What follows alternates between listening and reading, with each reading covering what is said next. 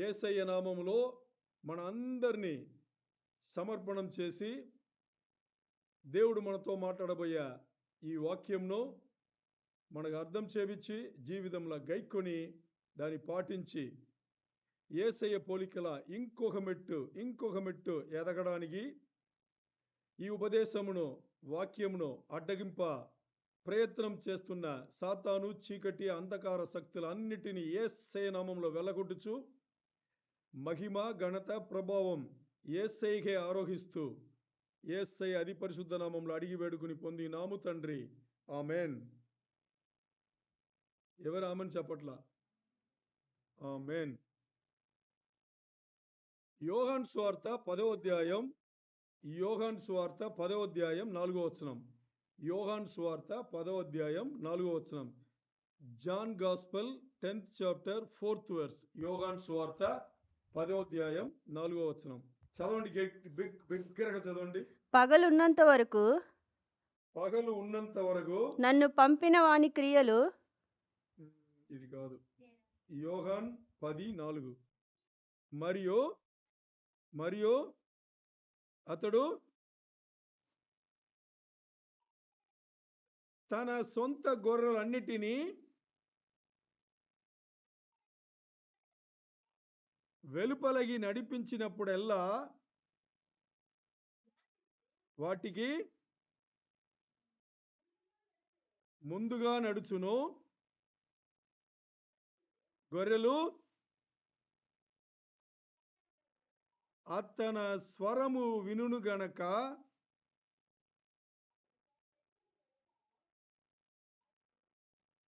అవి అతనిని వెంబడించును. ఆమెన్. ఈ వచనం మీరు దీని ముందు మీరు ధ్యానం చేస్తారేమో తెలియదు, కానీ ఎంత గొప్ప వచనం అంటే అంత గొప్ప వచనం అన్నమాట. మామూలు వచనం అయితే కానే కాదు. చాలా చాలా స్ట్రాంగ్గా, ఇంకోటి చాలా లోతైన వచనం అన్నమాట. ఇక్కడ నేను ఇంగ్లీష్ వచనం పెట్టుకున్నాను. ఇక్కడ ఏం చెప్తుందంటే, అతనం అనేది ఒకరు.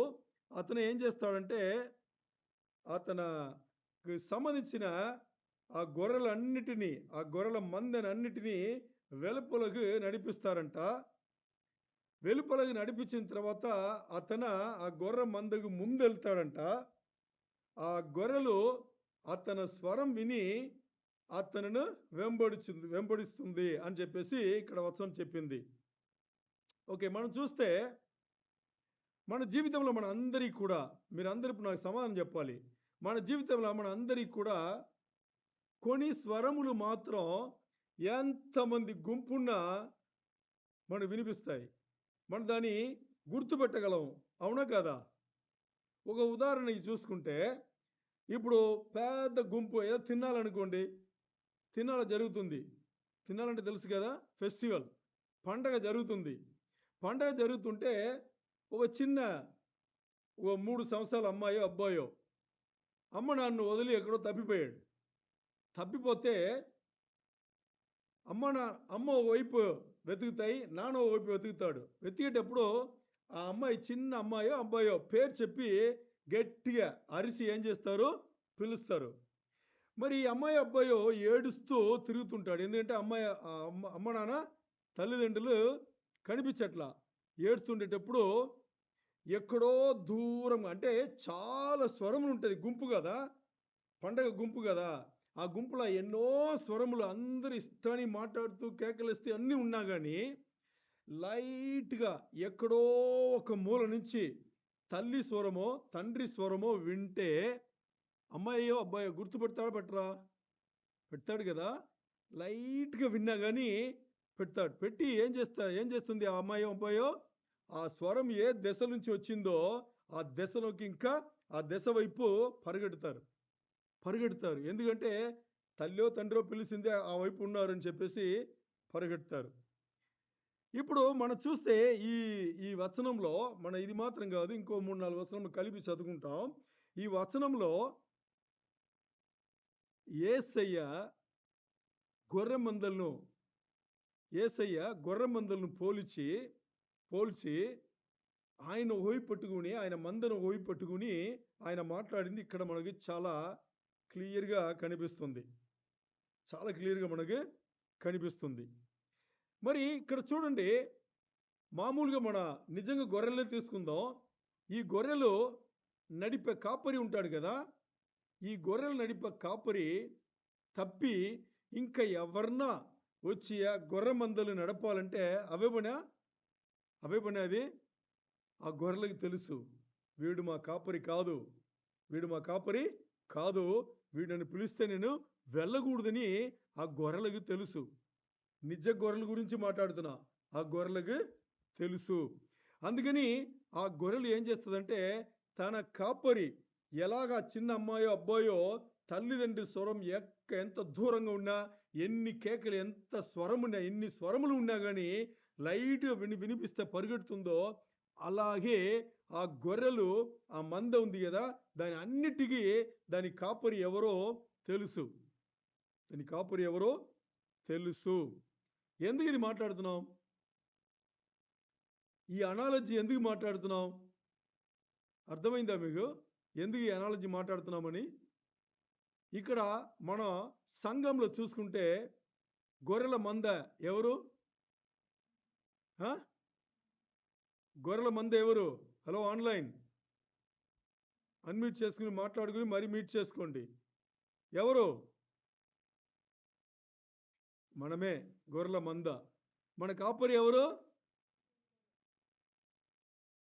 యేసయ్య. మన గొర్రెల మంద మనం యేసయ్య. ఇప్పుడు వచ్చిన ప్రశ్న ఏంటి చెప్పాలి? ఇప్పుడు ప్రశ్న ఏంటి? గొర్రె మందలైన మనం, గొర్రె మందలుగా ఉన్న మనకు గొర్రెల కాపరి, మన కాపరి గొప్ప కాపరి, మంచి కాపరి, యేసయ్య స్వరం మనకి వినిపిస్తుందా? హలో, మైక్ టెస్టింగ్, వినిపిస్తుందా? ఎంత చక్కగా సమాధానం వస్తుంది తెలుసా వినిపిస్తుందని. సంతోషంగా ఉంది. నా మాట వినిపిస్తుందని నాకు తెలుసు. గొర్రెలకు మందగా ఉండే మనం, అంటే గొర్రె మందగా ఉండే మనకి మన కాపరి, గొప్ప కాపరి, మంచి కాపరి యేసయ్య స్వరం వినిపిస్తుందా? హలో, ఇప్పుడు చెప్పండి, వినిపిస్తుందా?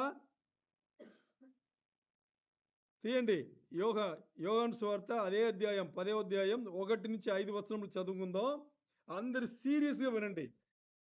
గొర్రెల దొడ్డిలో, సిస్టర్ ఉండండి. ఒక్కసారి మీరు చెప్పిన తర్వాత, ఎందుకంటే కొంచెం లేట్గా వస్తుంది నాకు, నేను చెప్పిన తర్వాత మరి మీరు చదవండి. ఇప్పుడు చదవండి, మొదటి నుంచి చదవండి. గొర్రెల దొడ్డిలో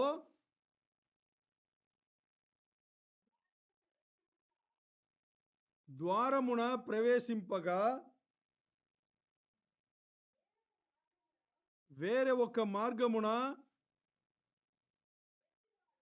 ఎక్కువాడు దొంగయు దోచుకుని అయిన వాడైనాడు. ఒక్క నిమిషం ఆపండి.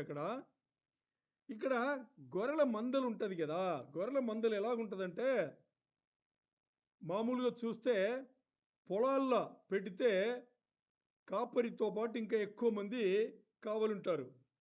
మరి గొర్రెల మందలు మామూలుగా ఇంటి దగ్గర దాని దగ్గర పెట్టేటప్పుడు ఆ గొర్రెల మంద ఎలాగుంటుందంటే, చుట్టి ఒక ఏం చేస్తారు, దాని పేరు నాకు రావట్లా, ఏమిస్తారు, ఫెన్స్ అంటారు ఇంగ్లీష్లో, కంచె వేస్తారు కదా, కంచె వేస్తారు. ఈ కంచె వేసేటప్పుడు దాంట్లో ఒకవైపు వచ్చేసి దాంట్లో తలుపు ఉంటుంది. ఈ తలుపు వచ్చేసి ఎవరైతే ఈ తలుపు తీసి వస్తారో వాళ్ళు దొంగ కాదు. అంటే గొర్రె మందలకు లోపల వచ్చేది ఈ తలుపు తీసుకుని నేరుగా వస్తే వాళ్ళు దొంగ కాదు. ఈ తలుపు తీయకుండా పక్కన దూకి రావడం, ఇలా విప్పుకుని రావడం, ఇలా వస్తే వాడు దొంగై ఉంటాడు. వాడు ఏమై ఉంటాడు? దొంగై ఉంటాడు అని యోహాను సువార్త 10వ అధ్యాయంలో మొదటి వచనంలో యేసయ్య చెప్పారు. ఈ దీంట్లో ఒక 10 వచనంలో ఆయనే మాట్లాడింటారు. 2వ వచనం చదవండి. ద్వారమున ఇంకోసారి ద్వారమున ప్రవేశించువాడు గొర్రెల కాపరి. 2వ వచనం ఏం చెప్తుంది? ద్వారమునంటే తలుపు. తలుపు అంటే డైరెక్ట్ డోర్ ఉంటుంది కదా, తలుపు. ఎవరైతే డైరెక్ట్ తలుపుని తీసుకుని దాని లోపల ప్రవేశిస్తారో వాళ్ళు ఎవరంట? గొర్రెల కాపరి. 3వ వచనం చదవండి. అతనికి ద్వారపాలకుడు తలుపు తీయును. ఇక్కడ చూడండి, ఈ వచనంలో ద్వార ద్వారపాలకుడు ఉంది కదా, అది డోర్ కీపర్, తలుపు తీసేవాడు. అది వేరెవరు కాదు, ఈ వచనంలో యేసయ్యనే. అర్థమైందా మీకు? అది తలుపు తీసేది యేసయ్యనే. ఇంకా చదవండి. గొర్రెలు అతన స్వరము వినును. ఎవరి స్వరం? ఎవరి స్వరం?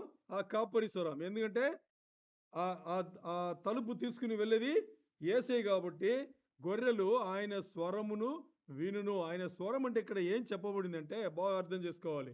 ఆయన స్వరం అంటే ఇక్కడ ఏం చెప్పబడిందంటే తలుపు దగ్గర వచ్చి లోపల వచ్చేటప్పుడే, బాగా అర్థం చేసుకోండి, తలుపు దగ్గర వచ్చి లోపల వచ్చేటప్పుడే ఆ కాపరి ఏవి మాట్లాడలేదన్నా గొర్రెలకు తెలుసు. ఇప్పుడు మన హృదయం అనే తలుపు పరిశుద్ధాత్మనే, యేసయ్య ఆత్మనే కదా, పరిశుద్ధాత్మ వచ్చేటప్పుడే మనకు తెలియాలి. అర్థమైందా? అది తెలుసు ఆయనకి. ఇంకా అతడు తన సొంత గొర్రెలను పేరు పెట్టి పిలిచి వాటిని వెలుపలకు నడిపించును. ఈ వచనం కొంచెం బాగా అర్థం చేసుకోవాలి.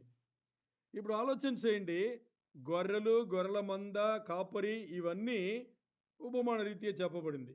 ఇక్కడ గొర్రెల మంద మనం, ఆ కంచె రూపంలో మనం ఉన్నాము. ఎవరి కంచె రూపల?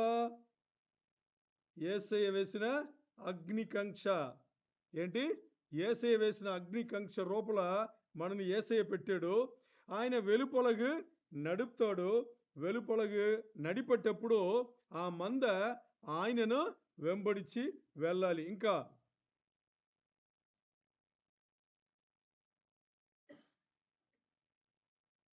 సిస్టర్ చదవండి. మరియు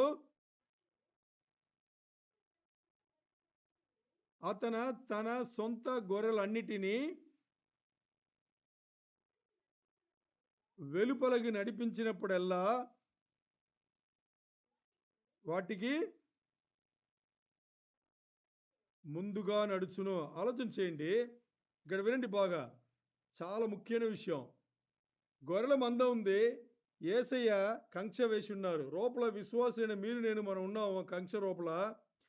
ప్రతిసారి యేసయ్య మనను వెలుపలకి నడిపేటప్పుడు, అంటే లోకంకి వెళ్ళేప్పుడంతా యేసయ్య మన ముందు నడుస్తారు. అర్థమైందా మీకు? యేసయ్య మన ముందు నడుపుతారు. ఓకే, ఇంకా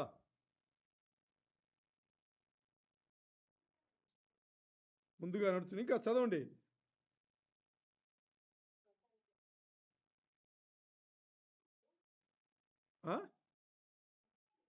గొర్రెలు అతని స్వరము వినును గనక అవి అతను వెంబడించును. ఇప్పుడు యేసయ్య కంచె నుంచి, ఆ కంచె రూపం నుంచి మన బయటికి వెళ్ళేటప్పుడు మన ముందు నడిచేది ఎవరు? మనం ఏం చేసినా మన ముందు నడిచేది యేసయ్య. మరి యేసయ్య ముందు నడిచి ఆయన ఏం చెప్తారో ఆ స్వరమని మనకు వినిపిస్తుంది. దాన్ని విని మనం ఏం చేయాలి? ఆయనను వెంబడిస్తూ వెళ్ళాలి. చదవండి. ఇంకా అన్యుల స్వరము ఎవి ఎరుగవు గనక, ఆ గొర్రెలు ఎరుగవు గనక తెలియదు. యేసయ్య స్వరం తప్పితే ఆ గొర్రెలకు గొర్రె మందకు అన్య స్వరము ఏవి తెలియదు, ఎరగవు గనక అన్యను ఎంత మాత్రమును వె- వెంబడింపగా వాని యొద్ద నుండి పారిపోవునని నీతో నిక్షేముగా చెప్పుచున్నానని వారితో నేను. ఆమెన్. ఇప్పుడు చూడండి, యేసయ్య క్లియర్గా చెప్పేశారు. ఏమని? స్ట్రైట్గా చెప్తా, యేసయ్య చెప్పిందని స్ట్రైట్గా చెప్తా. ఏమని? యేసయ్య ఏం చెప్తున్నారు? నన్ను ఒక్కసారి దేవుడిని అంగీకరించిన తర్వాత మీరు నా మందకు వచ్చేస్తున్నారు, నా రూపంలోకి వచ్చేస్తున్నారు. నేను మీకోసం కంచె వేస్తున్నా, కంచె వేసి నా స్వరం మీకు వినిపిస్తున్నా. ఏం చేస్తున్నా నేను? నా స్వరము మీకు వినిపిస్తున్నా. ఇప్పుడు నేను మీకు కంచె వేసి ఉన్నాను కదా, ఎవడు రాలేడు. ఒకవేళ ఎవడన్నా వచ్చినా నా స్వరం మీకు తెలుసు కనుక ఎవడొచ్చినా కానీ వాడిని మీరు వెంబడించాల్సిన అవసరం లేదు. అర్థమైందా? అంటే ఈ లోక విషయములు కానీ, ఈ సాతాను విషయములు కానీ, ఎవరిన కానీ వచ్చి మీతో మాట్లాడి మిమ్మల్ని తప్పుడు దారిలో తీసుకెళ్లాలన్నా వాళ్ళ స్వరం మీకు తెలుసు కాబట్టి, అంటే నా స్వరం మీకు తెలుసు కాబట్టి మిగతా వాళ్ళ స్వరం మీకు తెలియదు. నా స్వరం మీకు తెలుసు. మిగతా వాళ్ళు మాట్లాడితే అది నా స్వరం కాదనేది మీకు తెలుసు కాబట్టి మీరు వాళ్ళ మాట వినరు, వాళ్ళు వెంబడించరు. ఒకవేళ నా కంక్ష నుంచి బయటికి వెళ్ళాలన్నప్పుడు నేనే మిమ్మల్ని బయటికి తీసుకొస్తాను, మిమ్మల్ని నడుపుతాను. మిమ్మల్ని అలా నడిపేటప్పుడు మీ ముందు నడిచేది నేను ముందు కదా, నేను నడుస్తున్నాను. నేను నడిచేటప్పుడు మీరు నన్ను వెంబడిస్తారు. ఎందుకు? నా స్వరం మాత్రమే మీకు తెలుసు కాబట్టి నన్ను వెంబడిస్తారు. ఒకవేళ అలా నేను లోకంలో మిమ్మల్ని నడిపేటప్పుడు ఎవరెవరన్నా మాట్లాడితే ఆ స్వరం మీకు తెలియదు. ఎందుకంటే మీకు నా స్వరం మాత్రమే తెలుసు. అర్థమైందా? నా స్వరం మాత్రమే తెలుసు. అందుకని అన్యుల స్వరం మీకు తెలియదు కాబట్టి మీరు ఎరగరు కాబట్టి మీకు తెలియదు. మీరు వాళ్ళని వెంబడించరు, మీరు నన్ను మాత్రం వెంబడిస్తారు అని నేను నిక్షేముగా మీతో చెప్తున్నాను అని చెప్పేసి యేసయ్య మనతో చెప్పి ఉన్నారు. ఆలోచన చేయండి. ఈ యోహాను సువార్త 10వ అధ్యాయంలో 1 నుంచి 5 వచనం ఎక్కడన్నా మనం ఫిట్ అయ్యామా? ఎక్కడన్నా మనం ఉన్నామా? ఆలోచన చేయండి. సీరియస్గా అడుగుతున్నా. ఈరోజు ఈ ప్రశ్న చాలా సీరియస్. యోహాను సువార్త 10వ అధ్యాయంలో 1 నుంచి 5 వచనములలో ఎక్కడన్నా మనం ఉన్నామా? అంటే ఎక్కడ? మొదటిగా మన ప్రశ్న, యేసయ్య చెప్పుతున్న ఆ గొర్రెల మంద అంటున్నారే, ఆ మందలో ఉంటున్నామా? రెండో ప్రశ్న, యేసయ్య ఒక కంక్ష వేసి ఉన్నారే, ఆ కంక్ష రూపంలో ఉన్నామా? మూడో ప్రశ్న, యేసయ్య స్వరం మనకు వినిపిస్తుందా? నాలుగో ప్రశ్న, యేసయ్య ఇప్పుడు చెప్పారు అన్యుల స్వరం మీరు ఎరగరు కాబట్టి అనిసి ఉంది. అన్యుల స్వరం మనం ఎరుగుతామా, ఎరగమా? నాలుగో ప్రశ్న. తర్వాత కంచె నుంచి బయటికి నేను మిమ్మల్ని నడిపేటప్పుడు మీ ముందు నేను నడుస్తున్నాను, మీరు నా స్వరం మాత్రమే వినిపిస్తుంది మీకు, మిగతా వాళ్ళ స్వరం మీకు వినిపించదు. యేసయ్య నడుపుతున్నారు, మనం బయటనే ఉన్నాం, యేసయ్య నడుపుతున్నారు. మరి యేసయ్య స్వరం మాత్రమే వింటున్నామా, ఇంకా ఎవరన్నా స్వరములు వింటున్నామా? అర్థమైందా? 5 ప్రశ్నలు ఉన్నాయి. ఈ 5 ప్రశ్నలకు మన దగ్గర సమాధానం ఏంటి? అర్థమైందా మీకు? అది ఇంపార్టెంట్. ఈ అనాలజీ ఎందుకు తీసుకొచ్చామంటే అది ఇంపార్టెంట్. ఇప్పుడు ఆలోచన చేసి చూస్తే ఏం చేయాలి? దేవుడి దగ్గర ఎలా ప్రార్థన చేయాలి? ఇప్పుడు మీలో మీరు సీరియస్గా మీరు ఆలోచన చేస్తే ఈ 5 ప్రశ్నలకు మీ దగ్గర సమాధానం ఉందా లేదా? ఒకవేళ మీ దగ్గర ఉంది అంటే ఎన్ని ప్రశ్నలకు మీ దగ్గర సమాధానం ఉంది, ఎన్ని ప్రశ్నలకు లేదు? మీ దగ్గర 5కి సమాధానం లేదంటే ఈ 5 కోసం ప్రార్థన చేయాలి. అర్థమైందా మీకు? అది ఈరోజు ప్రార్థన అంశం. దేవునికే మహిమ కలుగును గాక.